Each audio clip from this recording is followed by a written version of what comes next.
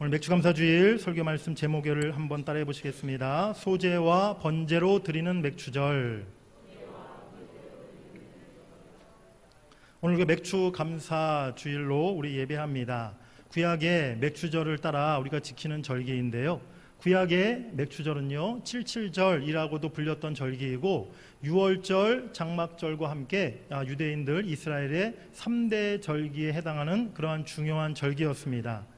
이날은 보리의 첫 곡식단을 드렸던 초실절로부터 계산해서 50일째 되는 날인데요, 밀의 첫 수확을 하나님 앞에 드렸던 절기가 바로 맥주절입니다.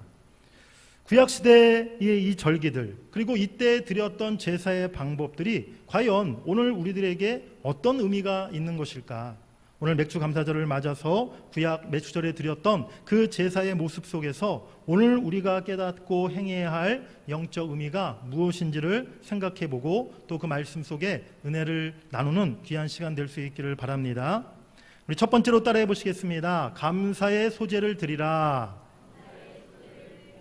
오늘 본문 우리 16절 말씀을 읽겠습니다. 일곱 안식일 이튿날까지 합하여 50일을 계수하여 새 소제를 여호와께 드리되. 아멘. 먼저 이스라엘 백성들은요 맥주절에 소제를 하나님 앞에 드렸어요. 소제는 곡식으로 드려지는 제사를 말하는데, 여기서 새 소제를 드렸다는 것은 밀 농사의 첫 번째 그 추수한 곡식을 하나님께 드렸다는 그러한 말입니다.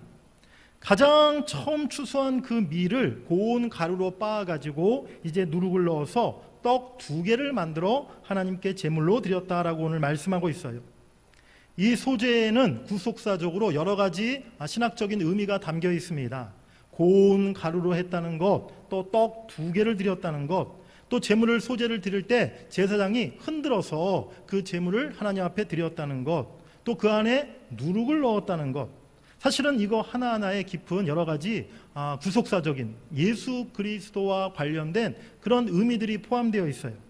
그런데 오늘은 제가 이 설교 시간에 그러한 의미들 한 가지 세세하게 설명드리기보다는요, 다음 기회에 그런 설명을 드리고요, 오늘은 소제의 가장 기본적인 목적에 대해서만 이 시간에 말씀을 드리고자 합니다.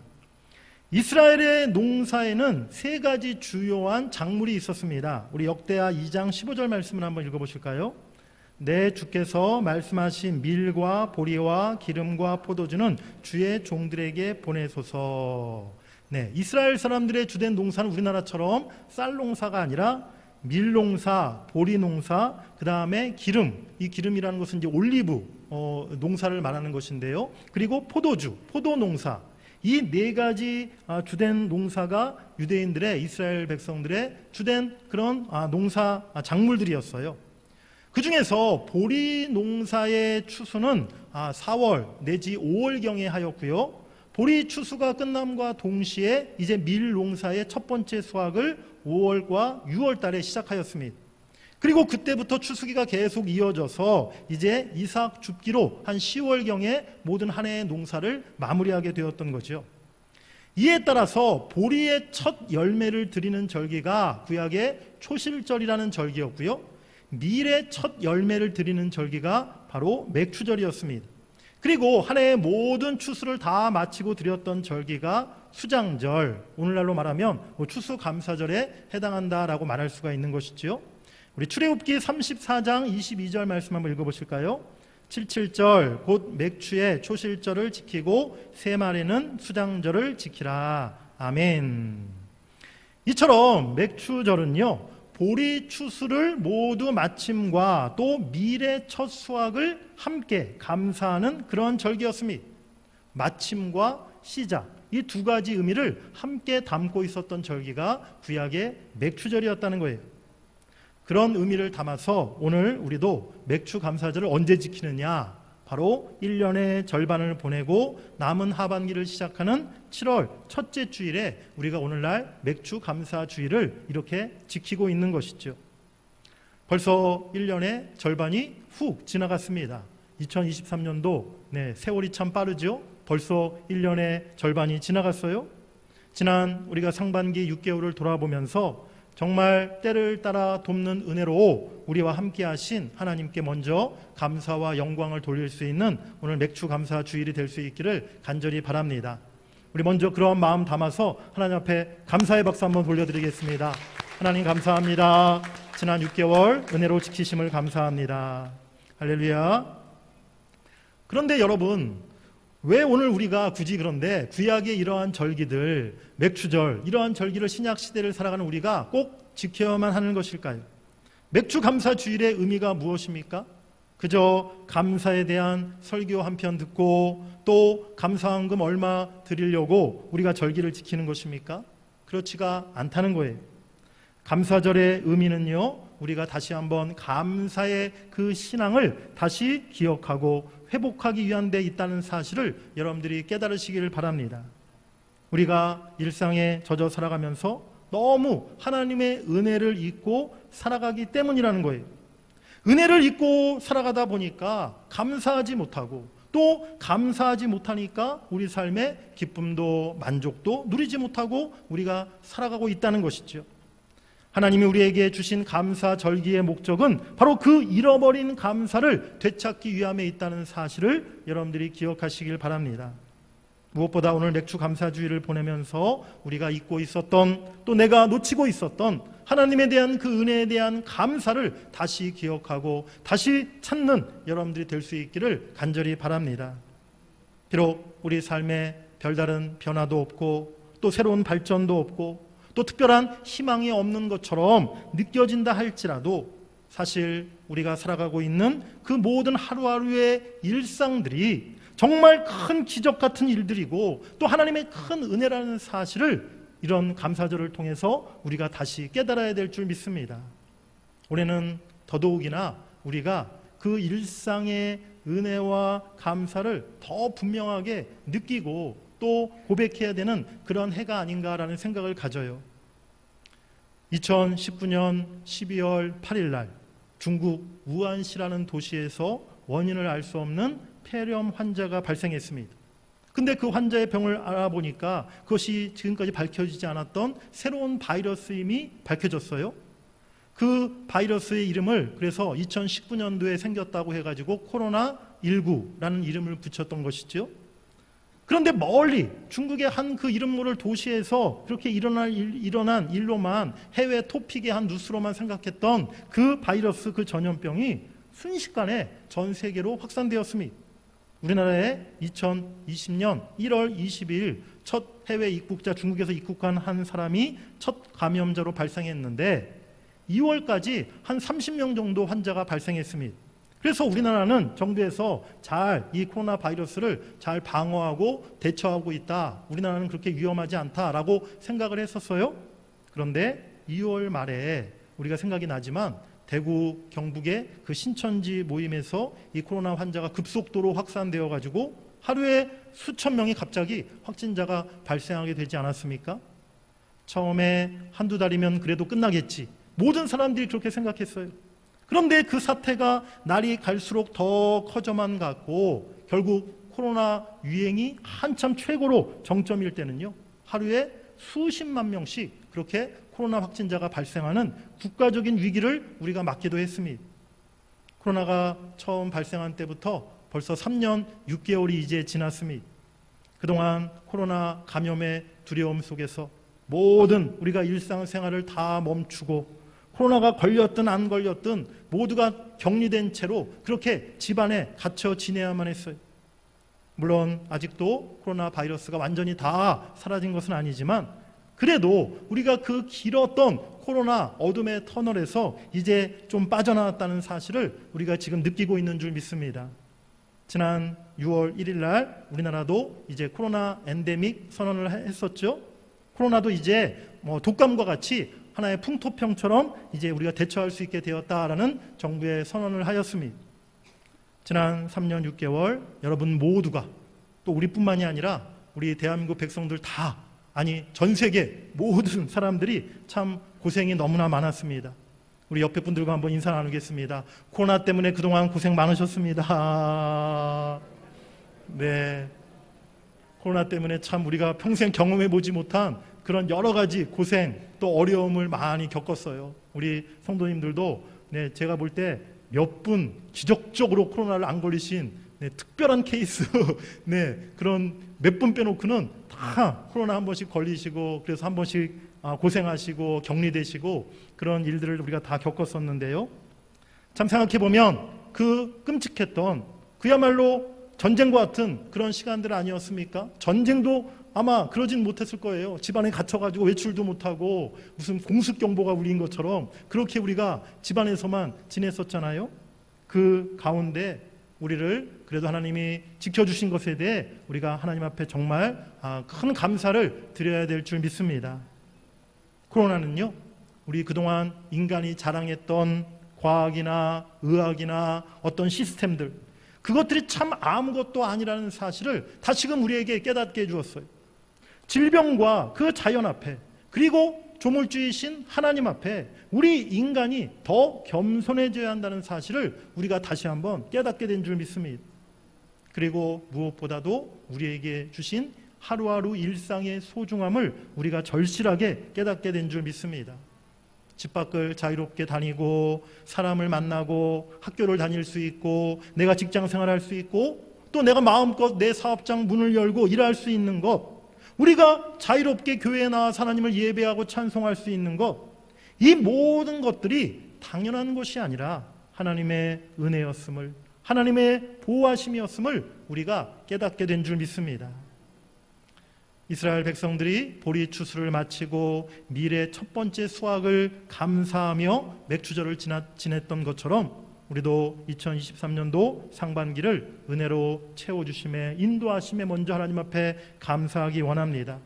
무엇보다 지난 3년 이상 코로나 그 어둠에서, 코로나 재앙에서 우리를 빠져나오게 해주심을 우리가 하나님 앞에 감사하기를 원합니다. 그리고 이제 남은 하반기 6개월 첫 시작인 오늘 7월의 첫 번째 주일을 하나님 앞에 올려드리면서 남은 한 해도 하나님의 변함없는 은혜와 도우심을 다시 한번 하나님 앞에 간구하시는 여러분들이 되시기를 간절히 바랍니다. 지난 6개월을 지키심에 감사하고 남은 6개월도 은혜로 인도하실 것을 믿고 감사하는 여러분들이 되시기를 주의 이름으로 간절히 축복합니다. 영국의 목회자고 성경학자였던 매튜 헨리가 집에 도둑이 들었는데요. 도둑을 맞고 나서 이렇게 하나님 앞에 감사했다고 해요. 첫 번째는 지금까지는 도둑을 맞지 않았으니 감사합니다. 두 번째는 내 생명은 도적 맞지 않았으니 참 감사합니다. 세 번째는 아직은 잠잘 수 있는 집이 있고 기타 여러 가지 것들을 그래도 남겨주셔서 참 감사합니다. 네 번째, 그 무엇보다도 내가 도적이 되지 않게 해주셔서 감사합니다. 이렇게 도둑을 맞고 나서 매튜 헨리가 감사의 기도를 하나님 앞에 드렸다는 거예요. 그렇습니다. 우리 인생에도 또 올해 우리가 지난 6개월을 살았지만 참 힘들고 어려운 일이 왜 없었습니까? 그래도 감사할 것이 더 많다는 사실을 우리가 항상 기억해야 될 줄 믿습니다. 그런 마음을 담아서 오늘 이 맥주 감사주일 마음을 다해 감사의 소재를 하나님 앞에 먼저 올려드릴 수 있는 여러분 다 되시기를 간절히 바랍니다. 우리 크게 두 번째로 따라해 보시겠습니다. 헌신의 번제를 드리라. 맥주절에 드렸던 첫 번째 제물은 감사의 소재였고요. 두 번째 제물은 헌신의 번제였습니다. 우리 본문 18절 말씀을 읽어보시겠습니다. 시작. 너희는 또 이 떡과 함께 1년 된 흠없는 어린 양 7마리와 어린 수소 1마리와 순양 2마리를 드리되 이것들을 그 소제와 그 전제 제물과 함께 여호와께 드려서 번제로 삼을지니 이는 화제라 여호와께 향기로운 냄새며. 아멘. 번제라는 말 히브리어로 오라라는 단어가 쓰이는데요. 이 단어의 뜻은 연기나 불꽃이 위로 올라간다라는 그러한 의미의 단어예요. 즉 하나님 앞에 제물을 드릴 때 그 제물의 모든 향기와 그 제물이 하나님 앞에 위로 올라가게 만드는 것이 이 번제라는 제사인 것이죠. 번제는 소나 양, 염소, 비둘기를 이렇게 제물로 하나님 앞에 드리는 제사였는데요. 이 번제의 특징은 무엇이냐면 제물의 모든 전체를 다 불살라서 하나님 앞에 남김없이 향기로운 냄새로 올려드리는 것이 이 번제라는 제사의 특징이었어요. 지난주 우리 금요일 날 우리 성경 아카데미 우리 낮에 하셨던 우리 권사님들 함께 우리 평택에 있는 성막 전시관이라는 곳이 있거든요. 그곳에 현장 학습을 제가 다녀왔는데요. 저도 처음 이제 가보았어요. 성막 전시관이 참 우리가 한번 가볼 만하더라고요. 실내에다가 그 구약 시대의 그 성막을 그대로 원형 그대로 그 사이즈 그대로 이렇게 만들어 놓은 곳인데요.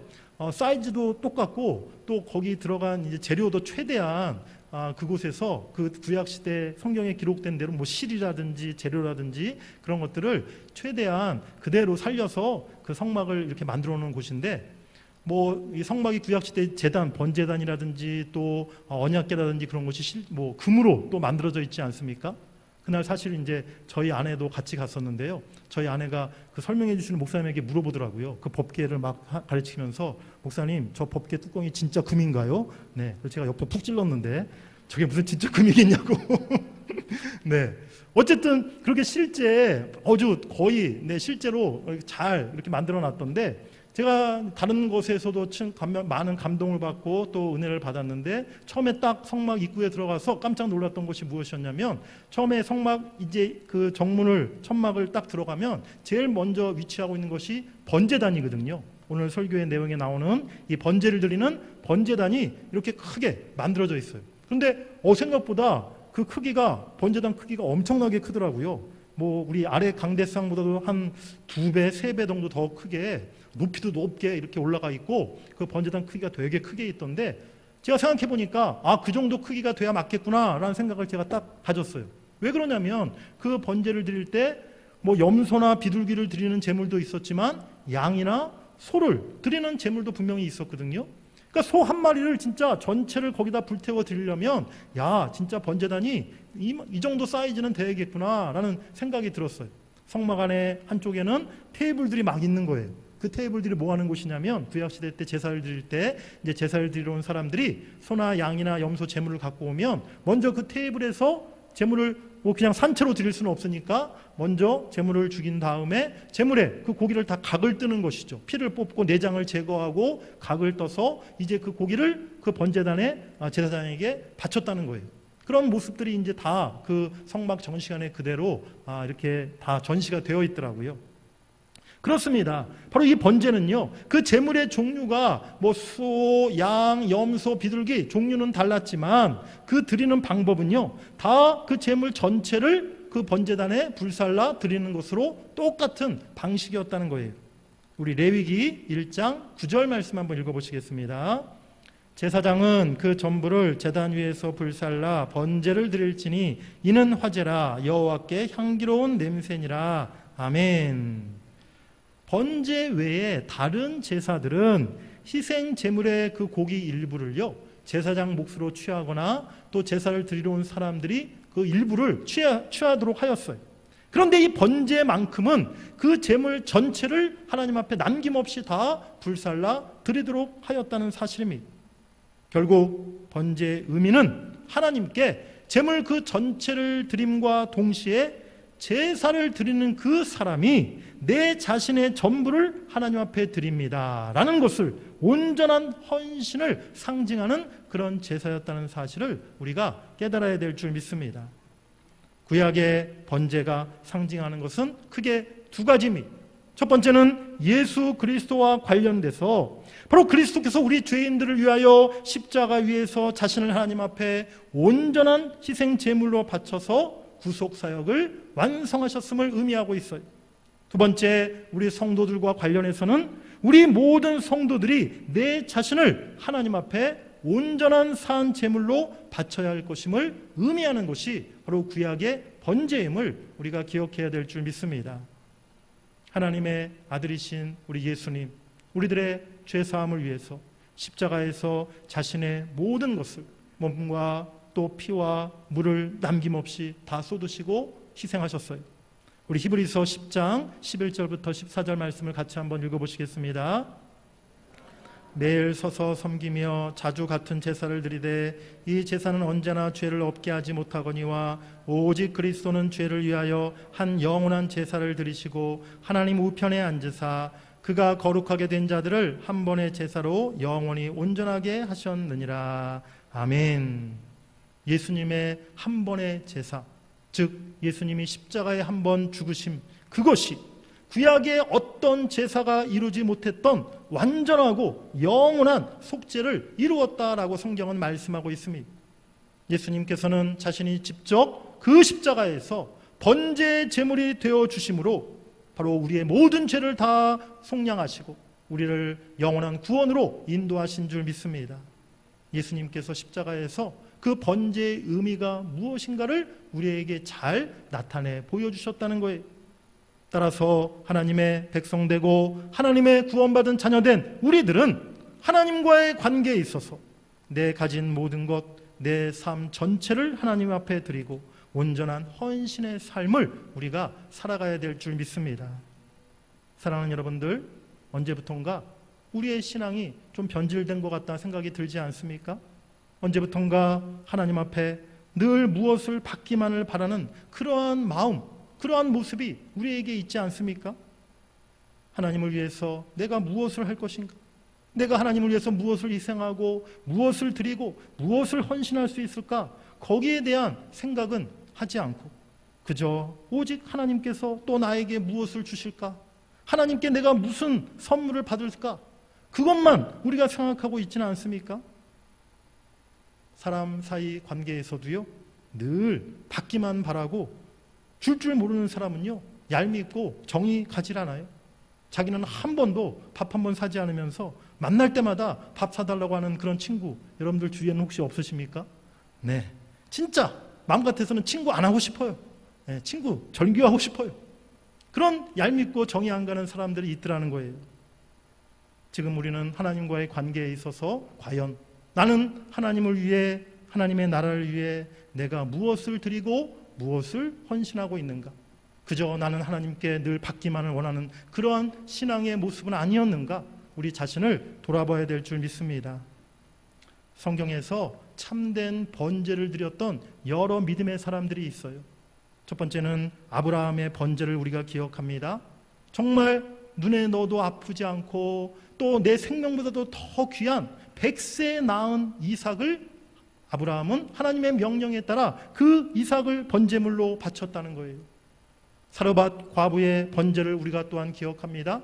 마지막 아들과 먹고 죽으려고 남겨놓았던 그 식량, 밀가루 그 한 움큼과 그 기름 조금, 엘리야 선지자가 와서 그거 달라고 했을 때 그 엘리야의 말에 그대로 순종해서 그것을 다 엘리야에게 드렸다는 것이죠. 과부의 두렙돈의 그 번제 예물을 우리가 또한 기억합니다.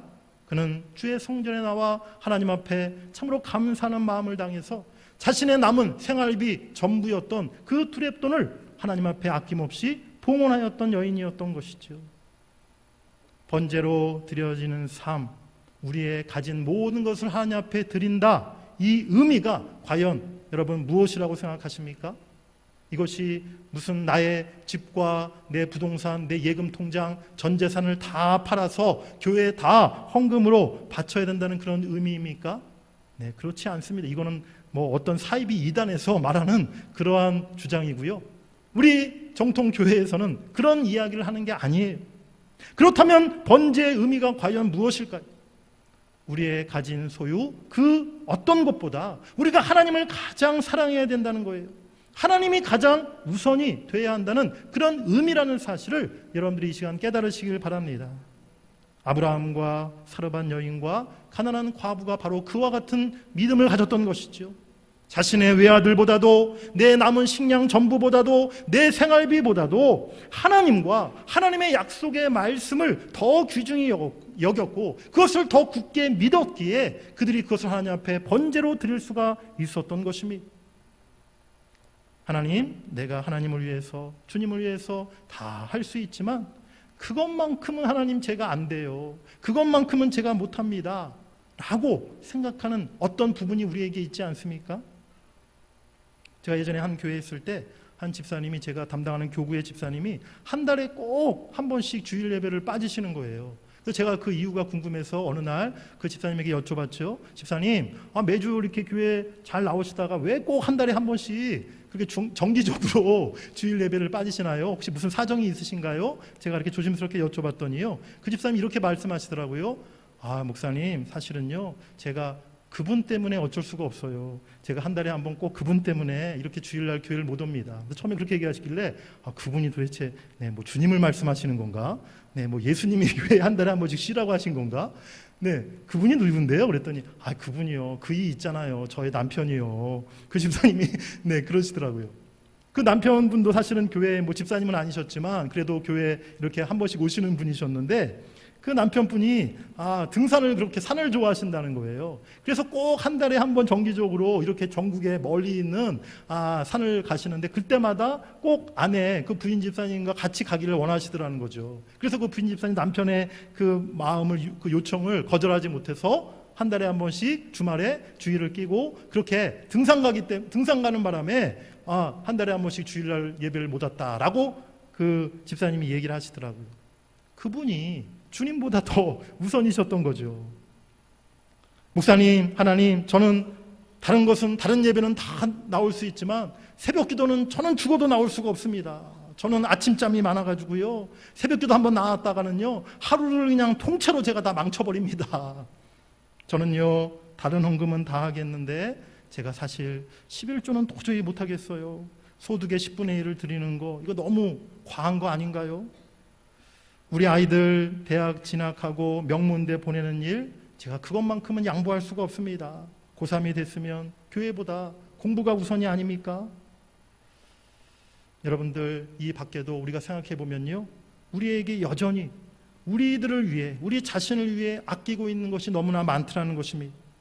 내가 아끼고 내가 가장 중요하게 생각하고 있는 바로 그것까지도 우리가 주님을 위해서 드리고 헌신할 수 있어야 진정 번제로 드려지는 삶이 된다는 사실을 여러분들이 깨달으시길 바랍니다. 지금 내가 하나님 앞에 아직도 드리지 못하고 포기하지 못하는 부분이 무엇입니까? 여러분, 바로 그것을 이제 포기하고 바로 그것을 하나님 앞에 믿음으로 드릴 수 있으시길 바랍니다.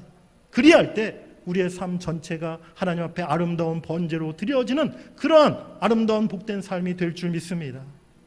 구약시대 번제로 드리는 제사는요, 제물을 전부 태우는 것이었어요. 지금 우리가 하나님 앞에 드려야 할 번제가 무엇입니까?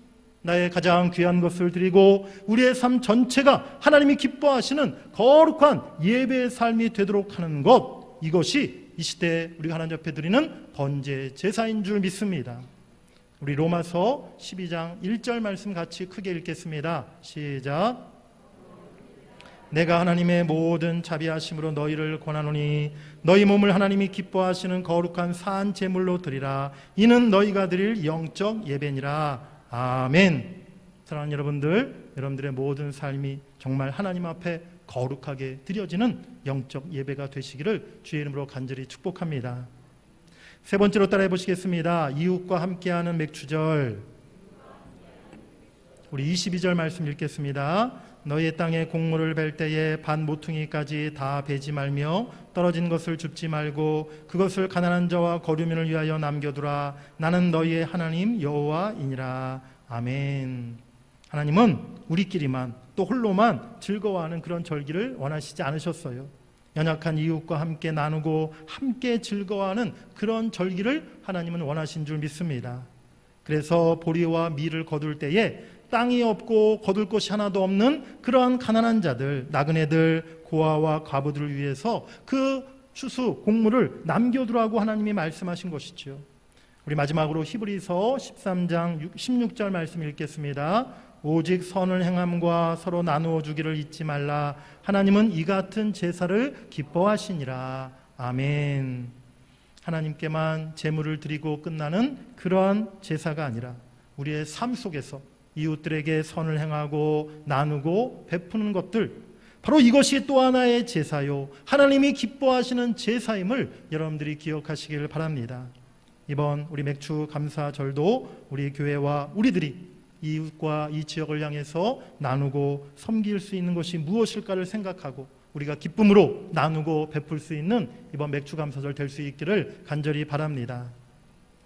참 더 의미 있고 감사가 넘치는 올해 맥주 감사 주일입니다.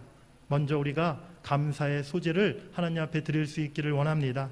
모든 것이 지나고 보면 은혜요 감사할 것뿐이죠. 그런 진정한 고백이 우리 모두에게 있기를 간절히 원합니다. 그리고 온전한 헌신의 번제를 하나님 앞에 드리시는 여러분들 되시기를 바랍니다. 이제 나의 가장 귀한 것까지도 주님께 드리겠습니다.